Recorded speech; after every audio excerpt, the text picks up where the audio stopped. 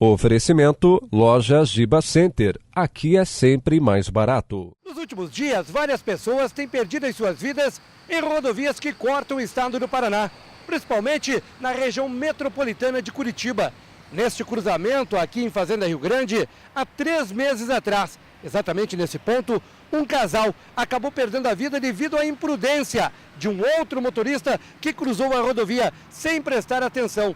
Em Campo Largo, 3 jovens morreram atropeladas por um veículo conduzido por um menor de 17 anos de idade, que além de não ter habilitação, estava embriagado. Na região de Mandirituba, 2 mulheres morreram em acidentes e, por último, no último sábado, também um jovem trabalhador perdeu a sua vida pela imprudência de um motorista de uma caminhonete. O que vem acontecendo?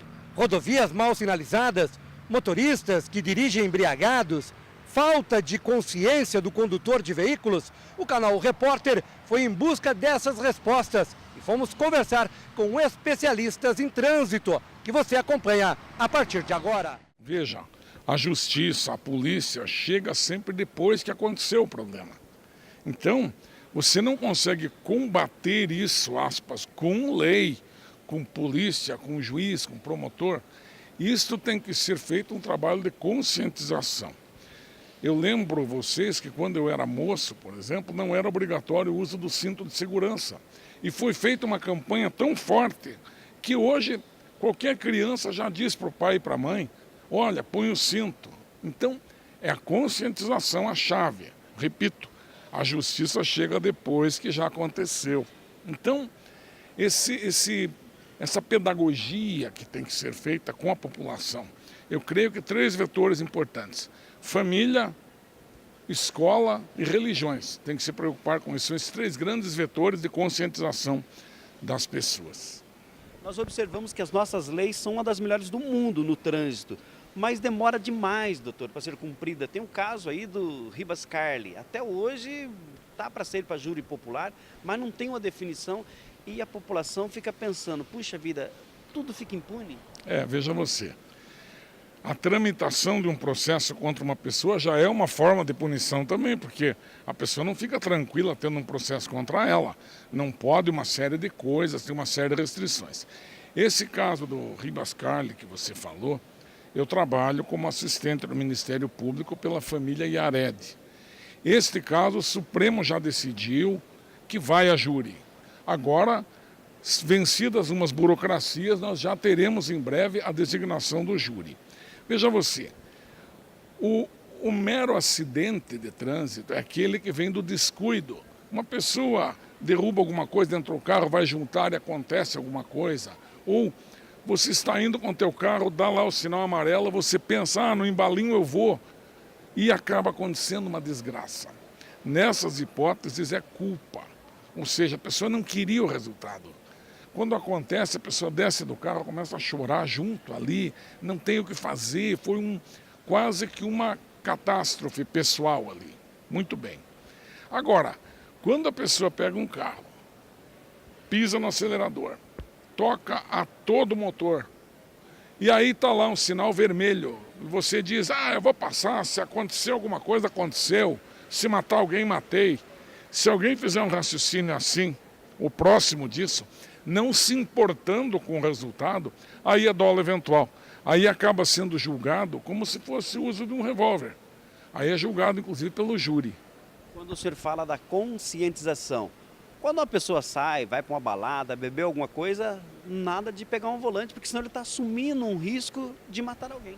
Olha, isto, repito, é questão de educação, de conscientização. Vai para a balada, um deles não bebe para poder voltar, né? Alguém dirigindo sóbrio. Agora, nós temos que avançar um pouco mais. Por exemplo, pessoas que são multadas por excesso de velocidade, que tem carteira suspensa, eu acho que as próprias seguradoras já tinham que se recusar de fazer seguro do automóvel.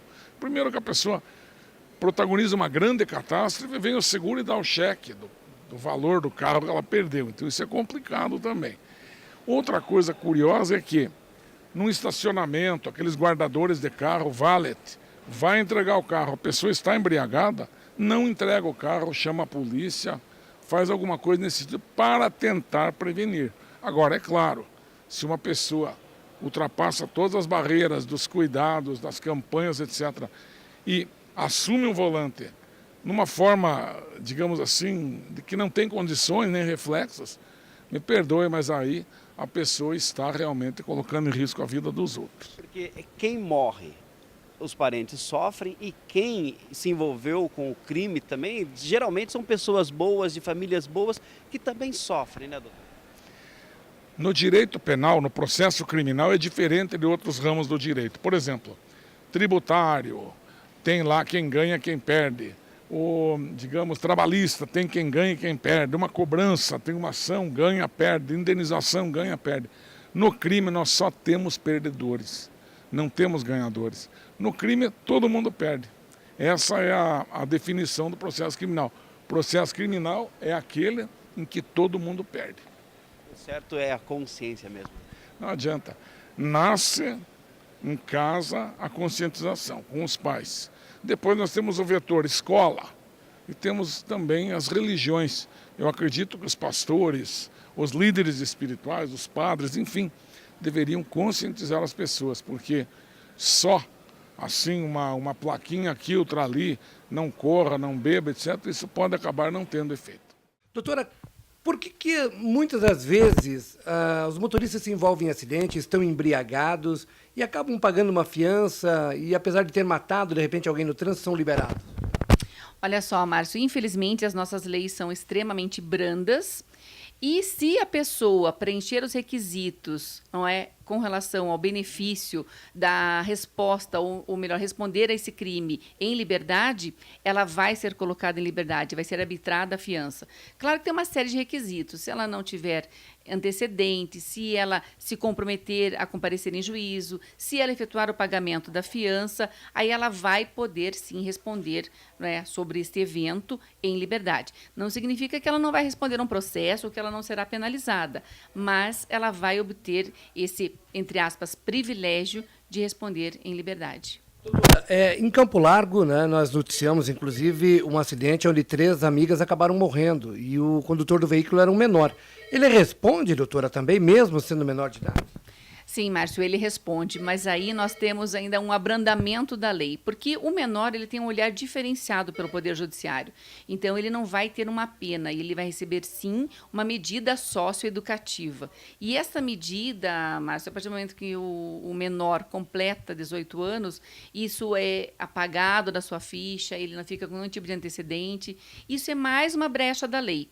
Nós tivemos esse acidente, como você mesmo disse, e nós temos 2 situações. O menor que estava conduzindo e o cidadão que liberou o veículo que tem 74 anos. Aí nós temos ainda a questão do Estatuto do Idoso, que também vai ter uma aplicação branda se fosse uma pessoa com uma faixa etária normal, não com os privilégios, né? Nós temos aqui um menor e um idoso. São 2 faixas etárias que têm um olhar privilegiado pelo legislador. O caso de Mandirituba, doutora, onde o filho de um empresário com uma caminhonete bateu em um Fiat Uno, matou um trabalhador, feriu o filho dele. Mesmo este sendo liberado, foi preso e posto em liberdade, como a senhora falou, ele vai responder normalmente na justiça. Sim, Márcio, ele vai responder, né, na justiça. Nós temos aí um agravante, que é a questão da omissão de socorro. Um outro detalhe, de acordo com informações, parece-me que a ingestão, a possibilidade da ingestão de bebida alcoólica, independente ou não do teste do bafômetro, do aparelho conhecido como bafômetro, ele pode ser comprovado posteriormente, né, essa ingestão, e tudo isso com certeza vai ser colocado no processo e ele vai responder. Na medida da sua culpabilidade, ele vai responder sim, Márcio. A senhora falava também que depois do acidente do Ribas Carli, filho, onde 2 pessoas morreram, os juízes passaram a interpretar de uma outra forma, de repente, os acidentes? Exatamente. Nós sempre comentamos, Márcio, a questão do acidente envolvendo o ex-deputado Ribas Carli, ele mudou o foco, o olhar do Poder Judiciário. As nossas leis foram alteradas em alguns aspectos, principalmente essa envolvendo a questão da alcoolemia, onde nós não temos nenhum tipo de tolerância. O que nós temos é um sistema de agravamento até 0,3 litros de ar expelido pelo pulmão é considerado uma infração administrativa. Após uma quantidade superior é considerada crime de trânsito, tem uma penalidade maior. Mas o olhar do Poder Judiciário, Márcio, para os acidentes, depois do envolvimento com o ex-deputado Ribas Karli, com certeza é diferenciado. Se for comprovado a ingestão de bebida alcoólica pelo condutor e que ele pegou o seu veículo e que se envolveu num acidente ou num evento, não considero acidente, porque acidente é aquele evento em que nós não temos o controle e a partir do momento em que a pessoa bebe, ela assume o risco de causar um dano a um terceiro, com isso ele pode ser enquadrado em dolo eventual, dolo é vontade. E com isso, Márcio, nós saímos da esfera administrativa ou da esfera mais branda e nós podemos, inclusive, esse motorista pode ser, inclusive, ser julgado pelo tribunal do júri, porque quando você mata alguém com dolo, mesmo que seja dolo eventual, a competência é do tribunal do júri. Então, você pode, sim, ingeriu bebida alcoólica, saiu, se envolveu num acidente, matou alguém, você pode, sim, sentar no banco do réu. Fernando, infelizmente, quase que todas as pessoas da região têm um parente que perdeu a vida nessa BR. E nesse local onde nós estamos, você perdeu seus pais. Isso, há 6 anos, né, Pedro? 6 anos faz que houve um acidente aí que envolveu meu pai, minha mãe aqui nesse local, aqui na BR-116, em Fazenda Rio Grande. E o que me chama a atenção é que de lá para cá, Pedro, muito pouca coisa foi feita para estar coibindo esse tipo de acidente.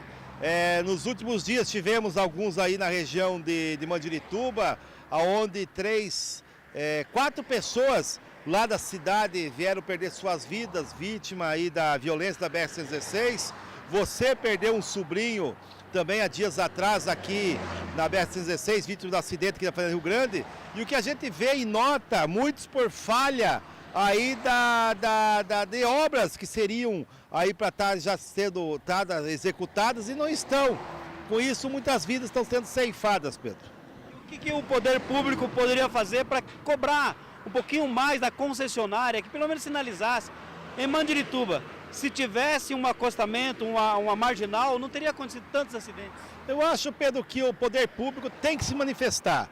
Os prefeitos, os vereadores das cidades que cortam aí, que são cortados pela BR-116, têm que tomar peito e tomar ciência que a maioria dos acidentes que vem acontecendo poderiam ser evitados se as obras que estão no contrato da concessionária com a NTT já tivessem sido realizadas. Aqui em Fazenda Rio Grande mesmo tem o projeto da construção de um viaduto ali em frente à empresa Rude Green, ali próximo ao posto 21, e até hoje não saiu do papel. Ali quantas pessoas ali já perderam a vida naquele cruzamento? Mandirituba principalmente, as marginais, estão batendo em cima da construção de marginais para que a população de Mandirituba possa estar se deslocando de um bairro para o outro sem precisar estar indo pela BR, que vai pelas marginais acessando os viadutos que lá, um que já está construído e o outro que será construído. Então nós temos que cobrar a NTT, que é o órgão responsável pela rodovia, cobrar a concessionária que tem a concessão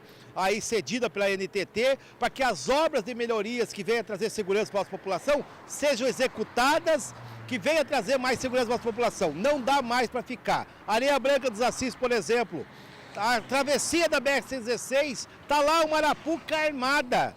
Uma arapuca armada, e nós vamos deixar acontecer o pior para depois tomar providência? Não. Temos que cobrar o poder, aí tanto a NTT e a concessionária responsável aí da cobrança do pedágio, para que as obras, principalmente nos perímetros urbanos de Areia Branca dos Assis, Mandirituba e Fazenda Rio Grande, sejam executadas, sejam terminadas, para que a população tenha mais segurança para ir e vir na BR-116, Pedro.